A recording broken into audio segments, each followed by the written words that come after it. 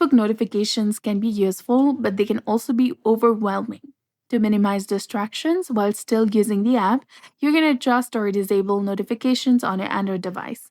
So, in order to access the Facebook notification settings, you need to go ahead and launch the Facebook application first, log into your account, tap on the three lines in the top right corner of your screen. Now, once you're here, go to Settings and Privacy and tap on Settings. From the settings, go to Notifications.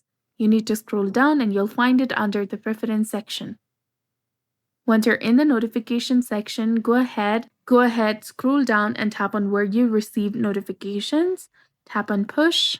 As my notification is already turned off, you'll see the option of turn off push notifications. Go ahead and tap on that, and you'll be taken to the app notifications of your system settings. Go ahead and simply toggle this switch off. You can also tap on each category to disable the notifications you don't want to receive, and you'll be done. So that's it for this video. I hope you found this helpful. If you did, please like, share, and subscribe.